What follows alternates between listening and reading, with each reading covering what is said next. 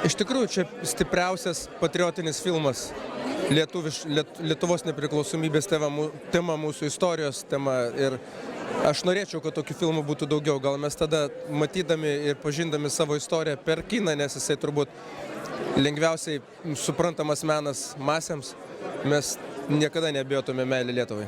Neįmanoma emociškai likti abejingam visam tam, ką matai. Ir aš labai džiaugiuosi, nes tokių filmų labai reikia, labai daug tokių filmų reikia. Šis filmas iš tiesų visus čia buvusius nušvietė, nušviesino, nuprausė ir sujungė. Aš neatsimenu, kad aš šitiek verkiau ir kad aš verkiau ne dėl to, kad kažkas konkretaus labai įvyko, ne, bet dėl visos visumos, dėl visos emocijos, kuri buvo. Ir to aš pati žiūrėdama tą filmą jaučiausi kaip kovotoja už laisvę. Aš taip nenoriu į Sovietų Sąjungą, žiauriai nenoriu. Aš viską darysiu, kad ten eičiau. Ir ačiū Donatui už tai, kad man priminė, kad aš turiu daryti kažką, kad ten nepatekčiau.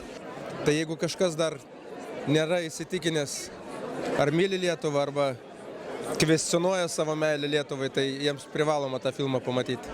Tai, kas vyko tais laikais, šiandien buvo pirmą kartą parodyta taip viešai ir tą mes galim liūdyti, nes mes to nepamiršom, mes tą jautėm, mes gal daug ko nežinojom. Bet kad vyko ir kad dabar mes drąsiai, laisvai galim kalbėti apie tai ir kad nuostabus režisieriaus darbas, nuostabus aktorių darbai. Ir mes tiesiog šiandien taip džiaugiamės, kad galų gale mes tikrai, ir vėl didžiuojamės, kad yra lietuviškas kinas. Čia daugiau negu galima tikėtis iš kino. Rekomenduoju netgi rodyti moksleiviams ir čia toksai tikrai labai švietėjiškas ir istorija labai jaudinanti, vėlgi pasikartosiu ir manau, kad daug kas tikrai galės ir suprasti, ir nusikelti į tą laikotarpį ir